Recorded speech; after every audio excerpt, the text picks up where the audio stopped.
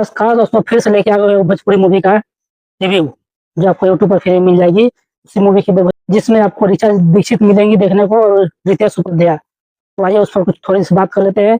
Movie का नाम है नारी का वनवास।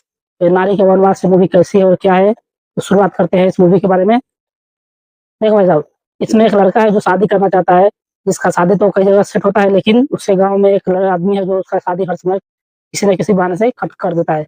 वो क्यों कर देता है जिसके बारे में जिसके कारण आपको बाद में बता दूंगा। सही बात है, शादी करने के लिए तो बहुत कोशिश करता है, लेकिन शादी कट होने की वजह से शादी नहीं कर पाता है। तो फिर ये बहुत मायूस होकर बेचारा थोड़ा दुखी हो जाता है, जिसकी वजह से बाद में फिर उसका दोस्त एक शादी में लेकर जाता है। वहाँ पर एक लड़की से प्यार होता है।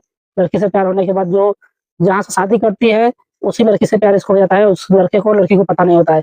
बाद में उस बात उन दोनों को आपस में बात करते हुए जब उसका पिता लड़की का पिता देख लेते हैं, जिसके देखने के बाद उन्हें बात का मना करते हैं, इससे बात नहीं कर सकती या प्यार नहीं कर सकती, जिसके लिए कारण पूछते हैं। लड़का कारण पूछता है क्या कारण है जिससे नहीं कर सकते। तो इसके बारे में जो उलझुल बातें जो बताते हैं इसके गाँव वाले जो आदमी जो रहता है, तो इस बात को लेकर पंचायत बैठती है। पंचायत में आपको इसका लड़के का सच बताया जाता है, जो आदमी क्यों ऐसा किया है, जिसके कारण जो आदमी इसका शादी काटता रहता है, वो आदमी इस इन तीनों की वजह इनके मतलब तीनों परिवार की वजह से ये वोट नेता में हार जाते हैं, जहाँ पे वोट इनको 3 वोट से बेचारा हार जाता है।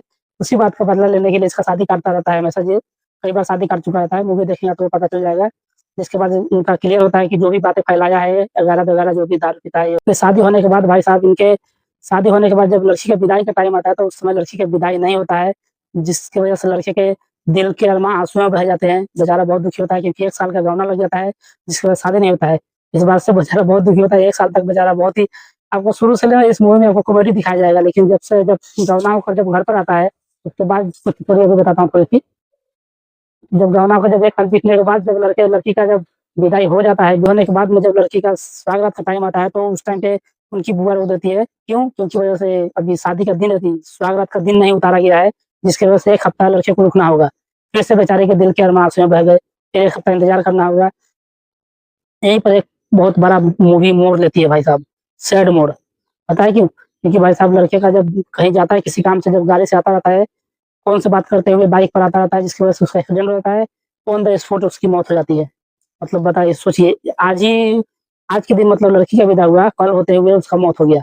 बताइए, तो बाद में जब माता-पिता को उसको पता लगता है और जब उस औरत को पता लगता है जो शादी करके जो पहले से प्यार किया है, शादी किया है, जब इस बात का पता लगेगा तो क्या होगा, और मतलब एक फैमिली पर क्या बीतेगी, ये चीज़ें आपको ये मूवी देखने को उस टाइम पे आपको जितने देर तक लेके गाना चलेगा ना भाई, 5 मिनट 7 मिनट जो भी चलता है, उतने देर तक आप रोते रहेंगे। आप भी रोएँगे, वो तो उस समय तक रोते ही हैं।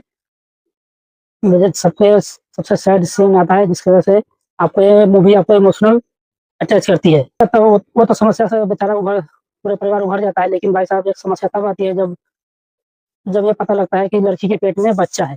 गायत्री जी, आपकी बहू माँ बनने वाली है। अब बताइए, जिस आदमी ने उसके साथ सोया नहीं, सुहागरात नहीं मनाया, कुछ भी नहीं किया, फिर भी उसके पेट में बच्चा कहाँ से आया? ये सबसे बड़ा ट्विस्ट दिखाता है इस मूवी में, आपको देखने को मिलेगा, जो भाई साहब बहुत ही ज़्यादा झिझोर कर देता है। देखिए, हमको और आपको पता लग जाएगा कि बच्चा किसका है, ब लेकिन समाज क्या कहेगा? समाज को पता नहीं लगता है। जिसका शादी हुआ है अभी, उससे ना लड़का से मिला है, ना कुछ हुआ है, ना सुहागरात हुआ है, बच्चे आए कहाँ से?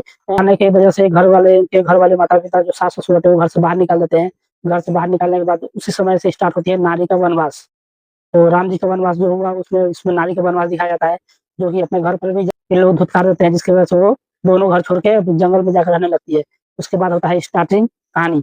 मूवी भाई साहब देखो, मैं दान देना चाहूँगा ऐसे स्टोरी राइटर को, सुरेंद्र वर्मा और विवेक वर्मा जी को। भाई साहब क्या मतलब स्टोरी लिखा है, और जो डायरेक्शन के मामले में जो भी डायरेक्शन जो किया है ना भाई, कमाल करके। आप मूवी देखो पहले, भोजपुरी में मैंने शायद ये पहली बार ही देखा है ऐसा मूवी, जिस तरीके से इतने सारे ट्विस्ट देते हैं ना, हमें समझ में नहीं आएगा कि मतलब उस उस औरत पे इतना दया आएगा आपको ना कि आप कह नहीं सकते।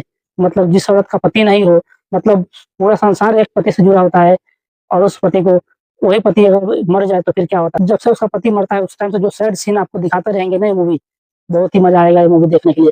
देखो भाई, आप लोगों को ये मूवी देखना है तो यूट्यूब पर आ गई, जाइए देखिए, एन्जॉय कीजिए।